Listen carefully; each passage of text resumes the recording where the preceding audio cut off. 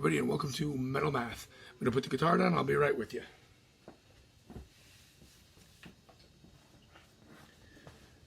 Okay.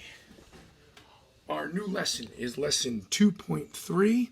It's called Multiply Tens, Hundreds, and Thousands. Okay, turn to page 75 in your math books. Okay, and I drew the problem for you on the board over here. I'm going to show you that in just a second. Okay, let's look at our unlock the problem. Okay. Each car on a train has 200 seats. How many seats are on a train with 8 cars? Okay, so what we have to look at here is we're going to find 8 times 200. Okay, so one way to do this is by drawing a quick picture. And let me show you what the picture would look like. It's what's in your book. Remember, it's 8 times 200.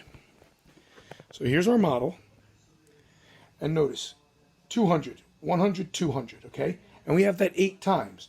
So it's 1, 2, 3, 4, 5, 6, 7, and 8. So we have 8 rows of 200, okay? Now the first thing you want to do is you want to look at that and you want to say to yourself, let me make this easy. So I'm going to take 1,000 of these. Remember, each one's 100, so we would need 10 of them. 200, 400, 600, 800, 1,000. Circle them and turn it into a 1,000 block, okay? 1,000. Then if you notice, we have 6 hundreds left over.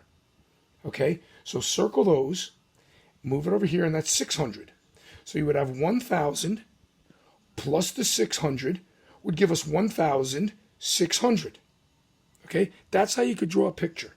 Now another way of doing it is just writing the equation. 8 times 200 equals 8 times 2 hundreds. So if you just do the multiplication here, 8 times 2 is 16. And remember, that was 16 hundreds. So remember earlier in the year I taught you another way of saying 1,600 is 16 hundreds. So if we have 16 hundreds, we have 1,600. Okay? Now, let's turn the page. Actually, I'm sorry. Yeah, it's good. We're good. Turn the page and go to page 76. Now, here's another way you can do multiplication problems. You can use a number line. Our problem, Bob's sled shop rents 4,000 sleds each month. How many sleds does the store rent in 6 months? Okay, so when we look at the problem, we know we have to multiply. So we do 6 times 4,000. Now, you could also think of multiplication, as I told you, as repeated or what I call quick addition. Okay, we're going to use number lines. And we're going to use jumps to show the answer. Okay? Now, I'm going to take you over to the board. Okay? And here are my number lines that I drew for you. Okay, there they are. See them all? Nice colored number lines for you. Okay, the top one has 6 times 4. Okay, we know our problem is 6 times 4,000. But 6 times 4 is what we call a basic math fact. Get rid of the zeros. Look at this problem as 6 times 4. Draw your number line, okay, with jumps of 4. Every jump is 4. So we start at 0, and we're going to jump 6 times. 1, 2, 3, 4, 5, and 6. That puts us to 24, okay? And then if you remember, it was really 6 times 4,000. We're going to add 3 zeros. But if you go up the scale and you keep adding a 0 each time, notice this was 6 times 4. If this one is 6 times 40, the number line looks pretty much the same, except instead of it being 4, 8, 12, it's 40, 80, 120, and so on. And each jump is 40 instead of 4. So, do it again. You do your 6 jumps. You come up to 240.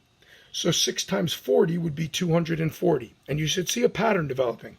6 times 4, 24. 6 times 40, 200. Now, 6 times 400 is next. All we're doing is adding a 0. Now each jump is 400. All right? So we do our 6 jumps. This time we get up to 2,400 or 2,400. 6 times 400 equals 2,400. Now, if you remember, our original problem was 6 times 4,000. If you just increase the number line now, making it in thousands, each jump is going to be worth 4,000.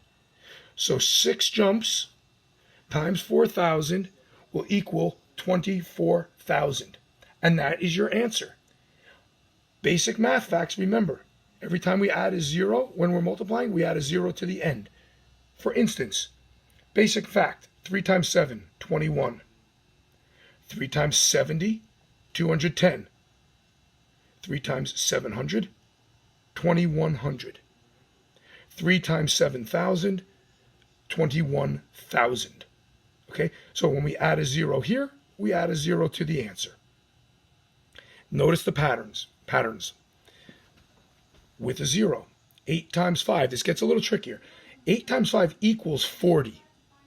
Okay, so when we do just two single digits, we get an answer with 40, has a zero. So now if we add a zero here, and this becomes 8 times 50, remember, we already have 40 as an answer. We have to add one more zero. So 8 times 50 is 400. 8 times 500. Okay, we know 8 times 5 is 40. Add the two zeros, 4,000. And then 8 times 5,000. We know 8 times 5 is 40. And I keep that in black, as you notice. And then I add my three zeros to the end, 40,000. So there you have your other ways of doing things, your basic facts and patterns. Okay? Hope this was helpful. Be back again with another music lesson before you know it.